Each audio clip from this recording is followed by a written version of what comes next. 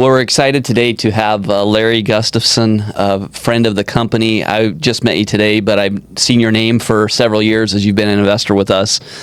And we've learned a bit more about you over the past few years and wanted to have you come on our podcast. And you have a really interesting story that we want to get into. But you were just talking about how you've done a lot throughout your life, and you're kind of at the phase where you're in the sharing mode. Tell us a little bit more about that as we kick this off, kind of where you're at in life and why you'd wanted to come on the podcast with us today, which we appreciate. Thank you. My journey has been in real estate and investing, all the way back, but real estate about the last 35 years. And now I've been blessed, in some wonderful properties that I've purchased, some people that I've met along the way. But now I'm kind of at that point in my life where, like we were talking earlier, is that I'm still going to be doing more because it's fun and it works. But I'm at a point now where I would like this to share my journey, that this can be done. You don't have to have a lot of money to do this. If you surround yourself with the right people, you just almost can't not win in this marketplace. Like we talked earlier, I've done 67 properties in my life. No losers, ever. I've It's not a good had track record. I had one that was close, but I made $100 on it. But we talked about a person that needed some help, and he did the job, and that got him back on his feet. So that was a winner, even though it was only $100. It was still a winner property. But I'd like to, because I'm looking at my family, and what do I do with these assets now, and how do I transition these? So it's another level to the investing is now, how do I transition this to other people? Right. And that's it's a good problem to have, to started from where you started and built something, and now you're at that stage where you're not only transitioning assets but also trying to transition knowledge and experience and what you've learned. And so we're excited to have you come on and learn a bit more about some of your war story, so to speak, and what you've figured out, because the financial game is not necessarily easy. We're lucky to live where we live because we have these opportunities that few people in the world have. But at the same time, things are changing. New people who are coming in have different challenges than we used to have, and then there's some challenges that are always the same. So, right. Just kind of want to start off. You mentioned you started off with about $500 in your pocket, where this journey began. Can you tell us about some of the early years and how you first got into real estate investing, and then also a little bit about what you did with your day job to get some income, because that's the only way you can become an investor is if you have some money to invest, right? Have to have something. So my journey starts in my early 30s, okay? I got married when I was 32. I had started a business about 4 years prior in insurance. So that's my day job, is that I'm an insurance agent. So that started in 1988 and got married in 1993. Just at the point where the business was starting to take off, maybe about 3-4 months before I got married, I bought a house. Okay, first house that I bought. Couldn't qualify because I don't have income to show. I'm self-employed, yeah. Right? I've got zero income, and I've got the Social Security for things to prove it, and those were actual zeros, so I was making nothing. But I bought this house, got married, and just a funny story is that when I got married, my wife had a garage sale. We need new furniture and everything for the house. So everything that I owned, she sold in the garage sale for $96. I was like 32 years old, and I'm worth $96. But then business starts taking off. Things don't work out, and I get divorced in 95. Okay? So I bought the house in 93. 95, I'm buying it back. So I bought this house twice, and I was left with $500. So I'm 35 years old, $500, an empty house that I've purchased twice. So that's where it all started. Yep. Okay. So everything that's been done is really from that point. So I just made a point of saving at least half of anything that came in. I would put that off on the side, and I used that money to pay off the house. Because when I purchased the house, I assumed FHA that was 8.5%, 9%, something like that. So it was a $40,000 loan. The payment was $800, right? So we talk about payments now, $2,000, $3,000, $4,000. Well, I get it. In 1993, $800, and you're working, not making anything. That's a lot of money. Yep.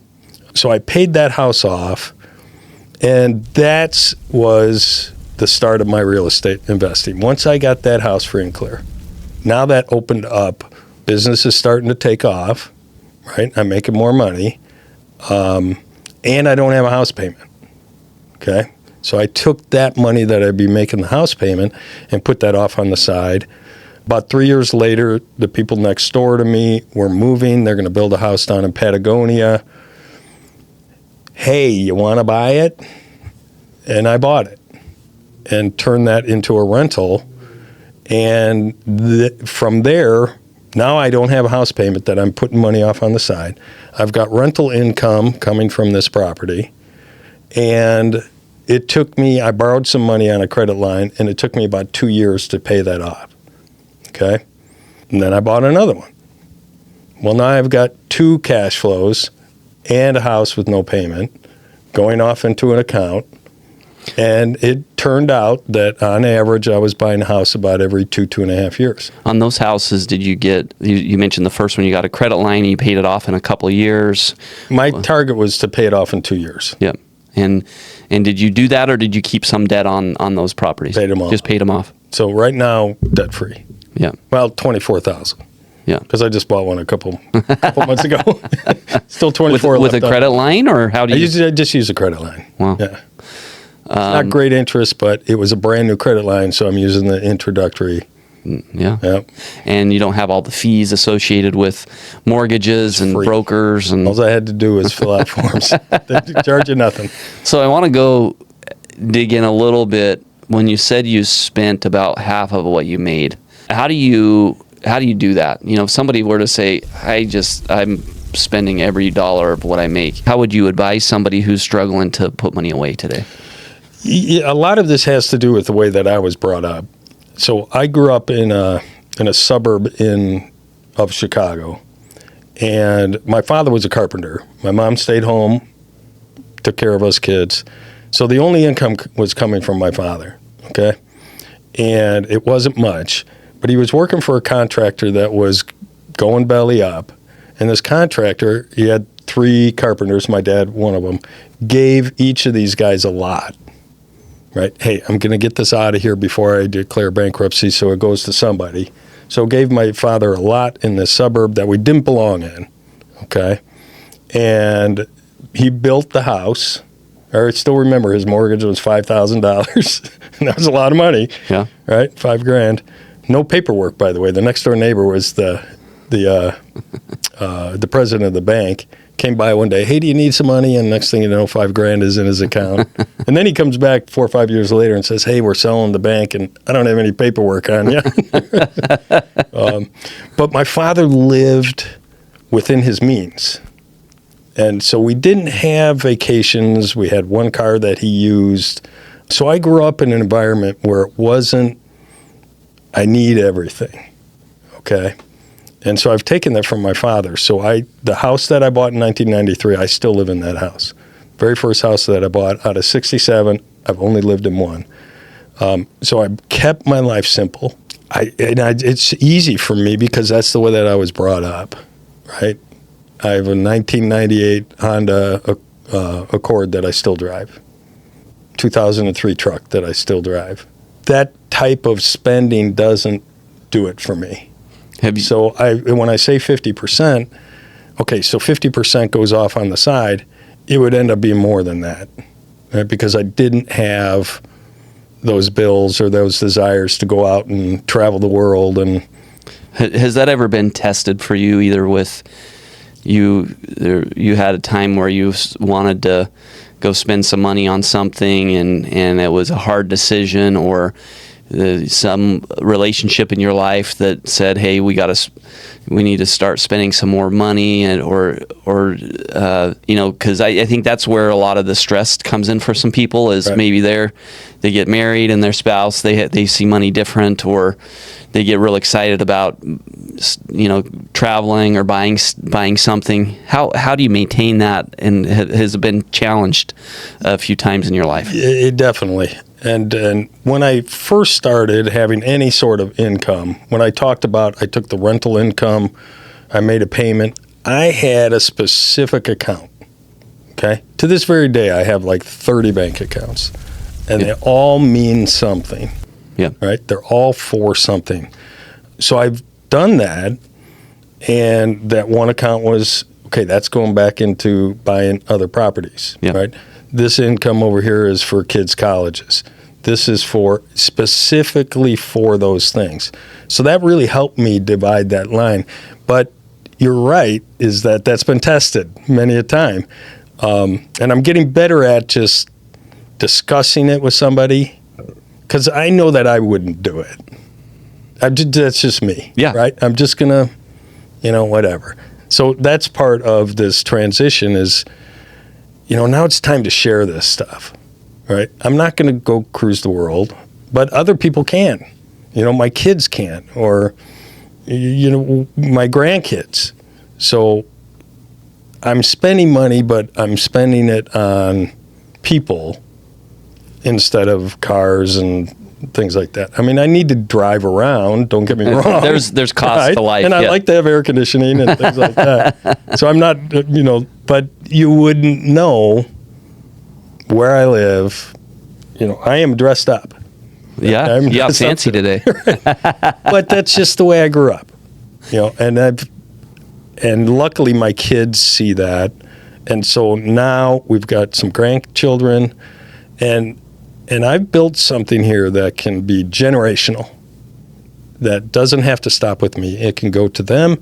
It can go to their grandkids, to my grandkids, the great-grandkids. This could go on forever. Done right. If it's done right. Yeah, if it's done right. And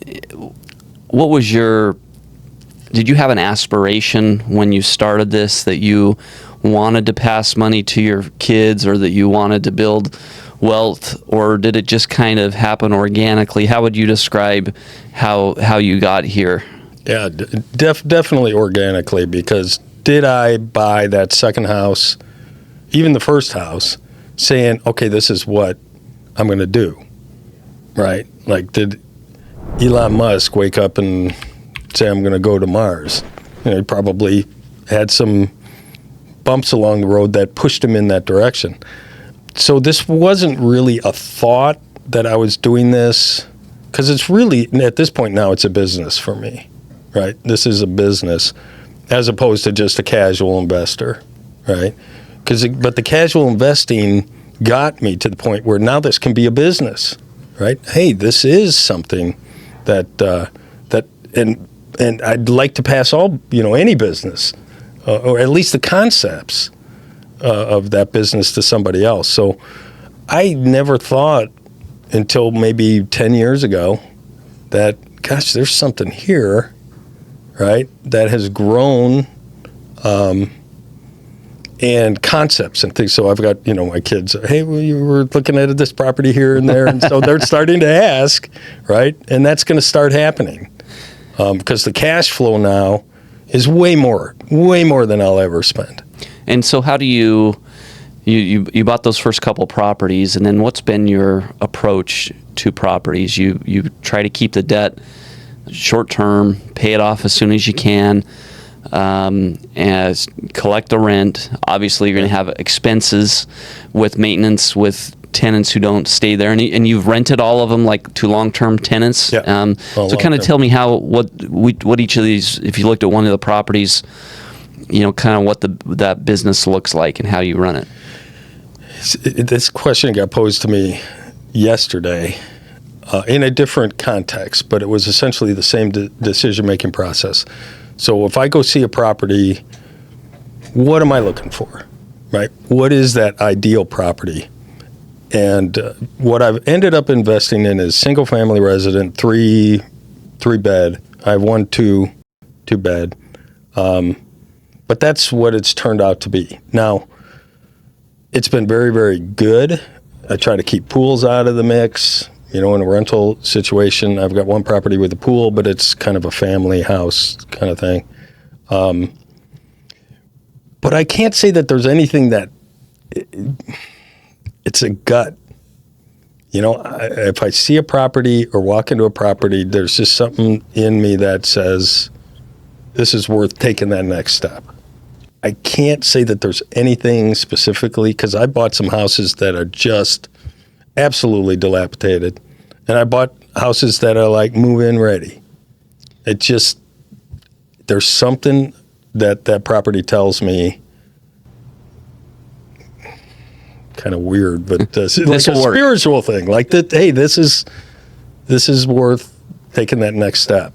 So you're not afraid to go buy a house that needs some work, and you do the work yourself, or you have a team that you trust that goes in? Most of the work I do myself, right? I try to keep it limited to things that I can do myself. But now, getting older, there's more things that I'll farm out. I don't do air conditioning, roofs I don't do anymore. But I did as much as I could, because that's sweat equity. You start paying a bunch of people to do this work for you, where's your cash flow going? It's going to somebody else. Yeah. And when we're talking about cash flows, is that it's been doing this for, 30 years plus. Ask me how much money I've spent of rental income. So how much money of your rental income have you spent? None. I've used rental income to buy other properties, to maintain properties. I have personally not spent a penny of it. So it is literally and figuratively in a separate and own its account, and you're not touching it. I haven't touched it. I have not taken one penny out for myself or for my family or anybody. It's all gone back into this business. And now it's just like, this is going to sound, it's just like oozing out. You have to do something with it. I have to do something with it now. Yeah. Right? And that's part of why we talked to you, because we have a lot of folks similar to yourself that have gone through the process of owning homes and rentals, and it's wonderful in so many ways, but it is a lot of work, and it is a business. It's a business. And it's always there. And so at some point, many people want it to just become passive, totally passive income, or pass it off to their kids is another way to have it passed off. But we have a lot of folks who've like real estate for that way, but they want to make that transition. And so you were able to live off of your primary income for your expenses. Remember, I live a very simple life, so that didn't take much. So I was, on the spending side, I don't spend much money. I just don't. I've just always been like that. Yeah. And am I going to change tomorrow? No. It's not going to happen, right? Did you get married again? No. So it was the one marriage. One marriage. So you have kids from that marriage. It's a long story, but they're not my kids. Okay. Unofficial stepchildren. Got it. Well, like I said, it's long. That's another podcast. Yeah, that's. So you were able to continue to roll. Now, when you sell let's talk about when you sell a building. Okay. A property. Why do you sell it? What are you kind of looking at? Like, I probably want to get rid of that one. Okay. So when I'm evaluating property, one of the criteria that I'm looking for is this a keeper or is this a seller? Okay. So, out of those 67 properties, I own 11. I've kept 11. Now, there's one that got away that I probably should have kept, but it is what it is, right? But there's other properties where, hey, this is just worth more for me to come in, do my thing. It's got good bones. It's in a good neighborhood, those kind of things, and then sell it. So the majority of properties that I've owned, I've sold, like within 6 months, a turn and burn. And that slows down a little bit as the market goes up, but it's still there. This can be done in any market. What I have, these are my keepers. Right? These are the ones that cash flow wonderfully. They're in great neighborhoods, easy to rent, good rents. So these are the ones that have made that final cut. Did I know that they were going to be that final cut when I bought them? I can't say that I know that. Yeah, you don't know. You don't. You after you operate But it it's close. for a while, you figure it out. Right. It's close. Right. It's close. Worst case scenario is that I'm going to sell it and make money. That's my worst case. Now, if it's my best case is that, hey, it turns out better than I thought it was going to be, okay, I'll keep this one. And one of the challenges for what you could call a home flipper, somebody who wants to do that, who they go in and buy a property, they want to fix it up and sell it. Typically, they're getting debt on it. Right. And that puts a lot of pressure on them to get the work done quickly and sell it quickly. Right. In your case, you didn't have that pressure. Right. And also, typically, they're trying to time the market, and it's really hard to do that. So if they buy something, when the market's really strong and then the market slows down, they can be in a tough position on that property. In a hurry. Because of the debt. In a hurry, right. Where for you're doing, sounds like a lot of the work yourself. You're not putting a lot of debt on it. So you're able to avoid a lot of these problems. And one of the great thing with real estate is if you can be patient, it tends to work itself out with real estate. Never hasn't worked itself out. But you're right, because there would be situations where when we was doing a lot of flipping, you know a lot of people that are doing it. And I'm like, oh, God, I don't know how they sleep at night. They've got these huge notes. And if the thing sits on the market for 30 days or doesn't pass an inspection or something, man, you got another 30 days, and that's another $4 or $5 grand. Yeah. By the time you get the thing sold, was it worth it? I mean, you make money, but is it worth it? Is it worth making 15 grand and not sleeping for 5 months? They say the difference between sleep well or eat well, potentially eat well, but you're not sleeping well, throughout the whole process. But I'm just like this average guy, right? I know nothing about real estate. But you know how to do the work. Yeah. When I knew how to do some of the stuff, but now I can do pretty much anything because I've done it. Yeah. Just how do you do it? Well, do it. Figure it out. Yeah. Do it and you'll know how to do it. I mean, I hate to say that, and now we're so spoiled because no matter what happens, just YouTube it. Somebody's done it and they put a video up there, right? When you see a property that needs work, what are some of the things you look at and say, okay, I'm happy to do that. That's kind of fun. And then what are the things you're like, I really don't want to do that? AC and roofs. Don't want to do. I'll do anything else. Garage doors. I won't do a garage door. Afraid of that spring. Yeah. What do you like to do? I'll do anything else. Drywall. I'm doing a bathroom. Kitchen cabinets, tile. And anything else. Yeah. I'll do anything else. Doesn't matter. Landscaping, I'm not big on landscaping. But, that's a nice thing to have somebody do regularly. It just takes a lot of work off. Yeah. And I try to, if I can buy a property with zero landscaping, like the house that I live in, there is nothing outside that house that has to be watered. Nothing.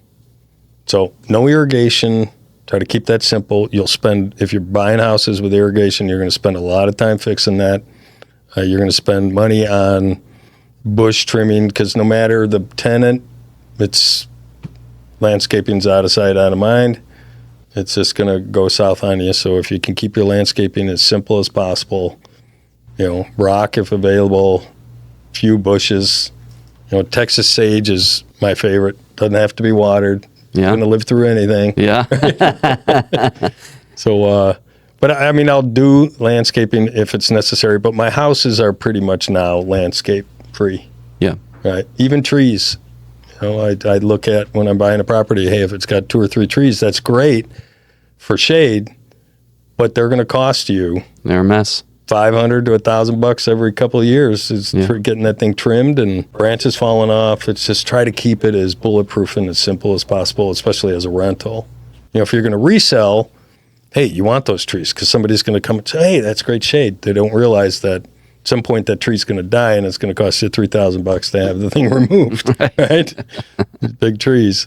So it's just kind of learning as you go, and that's why now if I can share those things, save somebody a couple steps that I had to learn because I was doing this like it wasn't a plan. And it was just all of a sudden I was doing it. Learn as you go. Right. And being self-employed, you can't, 401ks and things like that, which is another story of why I invest in real estate, but you can't, with top-heavy rules and all kinds of stuff, you can't put much self-employed, into a 401k. Right. And me personally, whatever I put into the stock market is turned to nothing. Yeah, pretty much. That can happen. It can happen quickly. But this has now become like my 401k. This is my pension plan, but it's done so well over this time period. As I started buying more, I was making projections. Okay, so this is the amount of cash that I'm going to need on a monthly basis when I turn 60. I'm 63 now, and then I could live on that. Yeah. Right. If the world came tumbling down, I didn't have a job, whatever the case might be, I couldn't work. This is what I could live on, and those projections were so low. Yeah. It's just so far exceeded it, and I've kept my rents because I've got great renters, so I've kept my rents a little below market. Yeah. And I am active in my properties, so I'm there. Probably at least once a month to each one of them. Yeah. And I'll have a list of things to do. So I'll use that as an excuse to go in and put my eyes on the property. And some of my renters at this point don't know that I own the property. They just think I'm the guy who comes and fixes the toilet when it explodes, right? They don't know that I'm the owner. Well, eventually, as you're driving a '98 Honda Civic, so they don't think know. so. An 03 truck, I'm just the dirtbag that comes and fixes the toilet. But I get to put my eyes on the property, and I think that has a lot to do with why I've never really had a bad tenant. I get paid. Yeah. I go to these properties, and they're not expecting the owner to show up, and I am the owner, but the properties are in good shape. They take care of them because I'm there a lot. Yeah. Right. And hey, the owner put in for new drapes or something like that, or new window blinds. And so then I'll replace stuff as we go. Like this bathroom didn't need to be done, but this was one of those where, hey, I know this should be done before it gets too out of control. So go ahead just and do it. Schedule with them, and they got a new bathroom. Yeah. And they don't know I own the place. And I'm just the guy coming and fixing it. And of course, to surprise them in that way, that is not normal for a renter to that sort of experience. But it's my there. asset at the right. end of the day, and I want that to go another 20, 30, 40 years. So just remember, that money is going off into that account. Yep. So my repair budget is 100% of all the rent that comes in. Yep. Except if I'm buying a new property, it'll build up. Okay, now it's time to buy another one. How do you do leasing? Do you do that yourself? Or do you have somebody help you with that? Yeah, when I started, I was doing it myself. Then I moved to a property manager, and then she retired to a different property manager. And now, with 11 properties, I'm doing it myself at this point. There's enough. I've got a couple employees on the insurance side, so I've got one of them that essentially became the property manager. He's got real estate background and property management background. Yeah. So I'm doing it myself. Property management has gotten a little pricey depending on where you go, with admin fees and stuff like that. Once again, trying to keep my rent reasonable. I've got great renters, and I don't want to kill these people. I know there's a couple families that if I raise my rent to what it should be, I don't know where they're going, right? Yeah.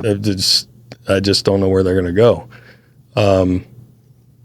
So, like with the property management, I took it back about 6 months ago, and that's going to stop me from having to raise rents, at least for the next 12 months. So I had to change, where they're paying rents and things like that. But But once again, that other person is taking care of it. They still don't know I own the place. So most of them do now, just because they've been around long enough. And they could just go look, just go look up the property and they'll see my name. Right? What was your experience with your 401k, and why would you tell somebody younger that isn't the answer to all their problems? Oh, man, that's an awful story. But what my history has been with 401k, your option most people are going to do is going to be stocks. Right? It's going to be in the stock market. And we were talking a little bit earlier is that, in the stock market, I'm the last guy. I am the absolute last guy on the totem pole. So if something comes out, a hot stock, whatever the case may be, I'm the last one to hear about anything that's happening on that stock. And the big guys have already been in there, made their money, and now I'm bringing my money to give them their profit. Absolutely. Right? And that's been my history over 40 years. I have some money in a brokerage account. It's positive, nowhere near what it should be.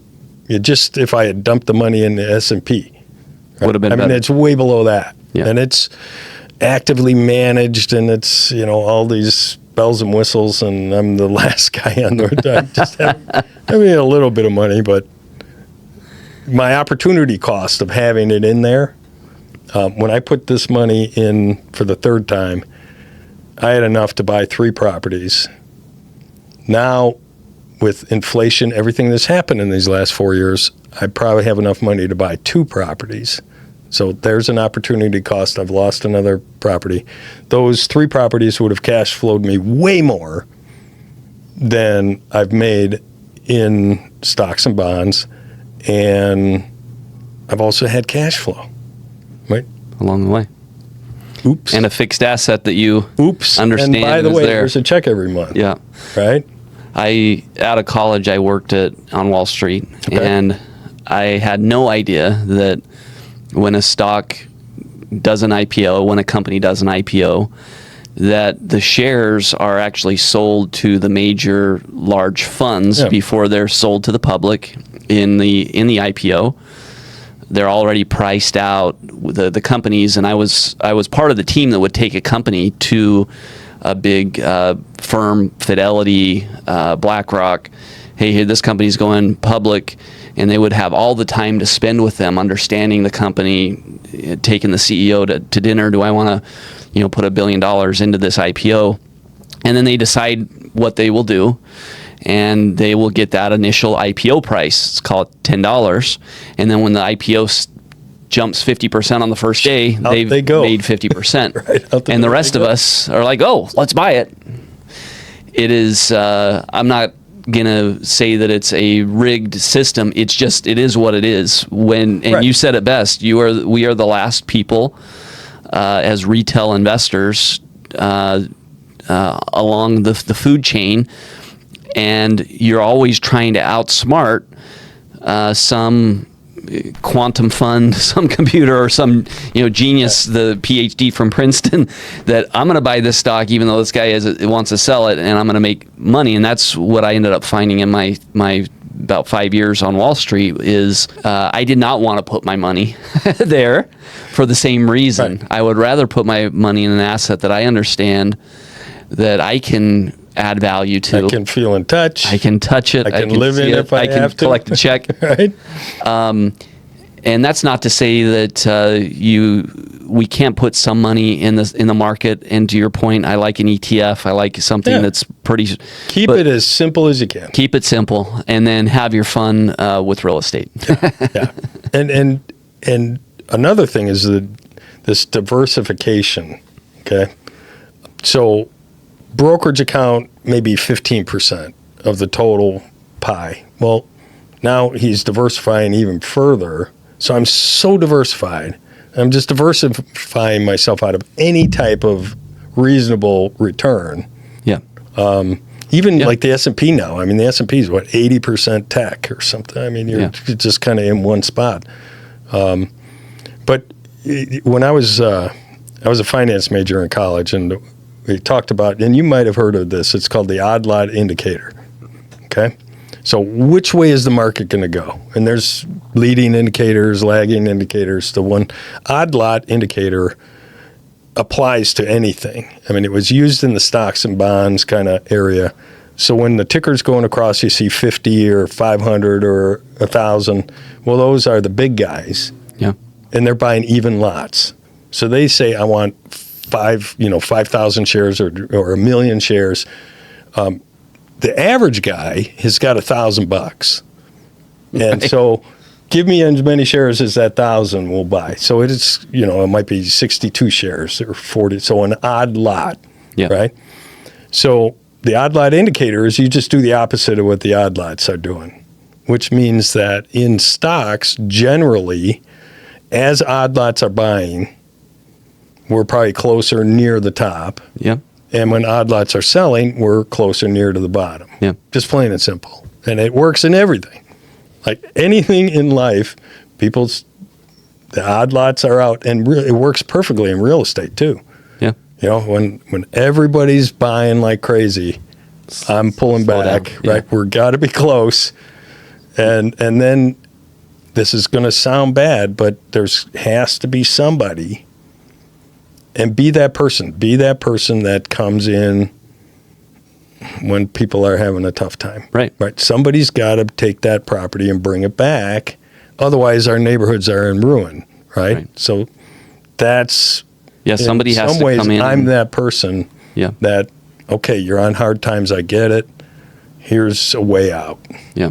Right? Here's a way to bring that property back. Here's a way for you to get your life back on.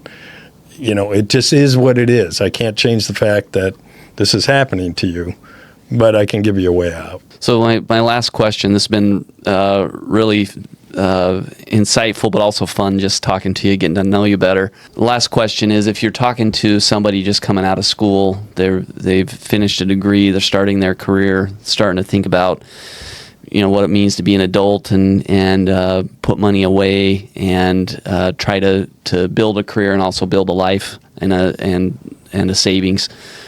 What advice would you give them? If they're coming out, whether that's something that you've learned that you would do different, or just general advice in today's world. I'm going to use our government for an example here. Is most of the challenges that I've had haven't been a revenue problem. It's been a spending problem, right? So if I can say anything, try to keep things as simple as possible. Only buy what you can afford. I'll use credit lines and things, but I know I can afford that. Yeah. I can pay $24,000 off, right? I can do that. And when I was buying the properties early, okay, all that money went off to the side to do that specifically. If I wanted to go on a vacation, I would not use that money. Right? That came from other money. So you have to watch the spending side, okay? And I think most people today, that's their problem. So just too much debt, too much going on, that you're never going to feel comfortable. Gosh, I just don't have the money. Virtually every property that I've bought, I didn't have the money, right? Because I had to use credit lines, and I had a way of paying it. Yeah. Right? No matter what, that those are going to cash flow me. I might miss a month here and there, but I had enough off on the side that I wasn't going to touch. It's a discipline of not being able to touch that money, even though you can. And I talked to plenty, real estate investors that all the money's gone, and if that works, it doesn't work for me, and it hasn't. But if you can just watch that spending side, there's so many things. Probably about a year ago, I just stopped and started looking at what I was spending money on, because it's easy to it starts happening, right? And just all of a sudden it's $500 a month, and then it's $1,000 a month. So I'm just looking at goofy stuff like my cell phone and my television and all these weird little things. And I came up with $1,000 a month. And I don't do much to begin with. And I came up with $1,000 a month. That was just a couple phone calls, and I've got $1,000 extra a month. Yeah, I'm thinking, and I haven't noticed it. I'm thinking if you can cut $1,000, you already started, right? If I can cut $1,000, and it's just, oh yeah, like why? You know, it's a slow burn. Yeah. It just all of a sudden your cable bill was $80, and now it's $300. And you're watching an hour of television a day. That was an easy one. And I think the reason why a lot of people don't do this is it's not that fun. You know, they just want to keep having fun. But it's hard to do that. But I think you can make it fun. And the way you described it is kind of fun. Like, hey, let's see if we can cut $500 off. That's fun. It was actually like, God, I can't believe there was $1,000. And, you know, because I had other things. I said, I know I can find $1,000 to help. This was with my daughter, to help her with her nanny, right? 'Cause she's working 2 jobs, just a couple of hours a day, a week. And it's not going to cost me anything. And I found that $1,000 in what I was doing. Yeah. And boom, I was like, man, that's neat. I should do that every year. Because it's just weird stuff. This like I had a Babbel account or something as of, yeah, you know, just weird stuff that was still sitting there charging away. And good companies do what's called zero-based budgeting. They start every year with we're spending. We're going to start at zero and see what we're going to spend. Right. And that philosophy is just good hygiene for businesses that would do zero-based budgeting. They always spend less than companies that don't do that. Right. And it's the same idea, is taking a reset button. Maybe you don't have to do it every month, but maybe at least once a year, just say, where are we spending our money? Let's start at the bottom. Hey, we can pull this out. We can pull this out. Where can we put this money? You know, and a lot of people find it helpful to have a goal of, hey, let's start putting $500 or $1,000 into this account to invest or to buy a rental property. You've done that along the way as well. And having the different bank accounts makes it real simple. Right. You just go to that account and say, okay, we needed $10,000 or we needed $50,000 and we have this. But I think what you've been really good at as we've had this time together is, you know, having fun with it along the way. Now you sit at a place where, you know, you've made good decisions. Now you have some really fun decisions to make. You can help your daughter out. You've put yourself in that place. I haven't made all perfect decisions. Yeah. I've lost a lot of money in my life doing different things. But real estate, I've never lost any money. And that's where it came to. And if you treat, another thing, if you're, you know, investing in real estate, treat that like your 401k. Yeah. Okay, so your 401k, you can't take money out without penalty until 59 and a half. So if you're 35 years old, I haven't taken I've treated it like that I can't take this money, and I'm letting it grow and letting it do its thing. And now I should probably take some. Well, they call those forced distributions. At some point, but I don't have to do that on real estate. I don't have to do mandatory distribution. I don't want you to come here in 2 years and be wearing Gucci and these brand new Escalade. I'm going to be disappointed. Come on, I got a new T-shirt. I'm not worried. Well, this has been a lot of fun. I loved your insights, getting to know you better. I know our listeners as well are going to benefit a lot from this. So looking forward to sending this out to them and seeing what you do over the next few years. Stay in touch with you, and maybe we do this again in a few years and see where we're at. So sounds good. All right. Thank you.